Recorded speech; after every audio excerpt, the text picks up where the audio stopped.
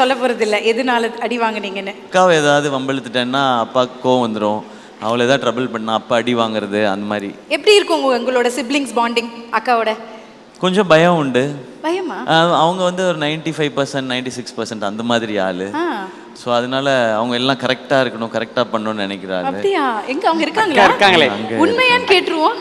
உண்மையாங்க அக்கா இருக்காங்களா? இப்போ அவங்க இப்போதான் அவங்க கல்யாணத்துக்கு அப்புறம் தான் அவங்க எம்டி பண்ணாங்க, எஃப்ஆர்சிஎஸ் எல்லாம் பண்ணாங்க. அந்த எம்டிலேயே அவங்க கோல்டு மெடலிஸ்ட். அதான் நான் சொல்றது 40 வயசுல அவங்க படிச்சு சூப்பர். அதுல gold. another woman achiever in the family. Super. நான் கேட்பேன், எப்படி இவ்வளோ பெரிய புக்கை எப்படி இந்த வயசுல படிக்கிற? எனக்கு ரொம்ப ஆச்சரியம். அப்பையில இருந்தே அந்த ஆச்சரியம் உண்டு எனக்கு. ஸோ அதனால தான் இந்த 83% வந்து கம்மியாக தெரிஞ்சிருக்கு அப்பாவுக்கு அம்மாக்கும். ஓகே ஓகேண்ணா. இல்லை, அவங்களுக்கு என்ன படித்தா வேலைக்கு போயிடலாம், வேலைக்கு போயிட்டா அவனை பார்த்துப்பான் அப்படின்றது தான் பேசிக்காக இங்கே நிறைய அம்மா அப்பாக்களுக்கு இருக்கிற அந்த இது தானே. நம்மளை விட அவங்க நல்லா படிச்சிடணும், நம்மளை விட நல்லா படிச்சுட்டா அவங்க நம்மளை விட நல்லா இருந்துருவாங்கன்றது ஒன்று இருக்குல்ல. அண்ட் பட் அதுதான் நான் மட்டும்தான் கொஞ்சம் அந்த டைரக்ஷனை விட்டுட்டு நான் இந்த பக்கம் சினிமாவுக்கு போகிறேன்னா, அம்மா வந்து என்னை ரொம்ப பிடிக்குன்றதுனால வேறு வழி இல்லாமல் நான் அலோவ் பண்ணிட்டாங்க அவங்க. எனக்கு ரொம்ப பயம்தான், சினிமாவுக்கு வர்றது ரொம்ப பயம்.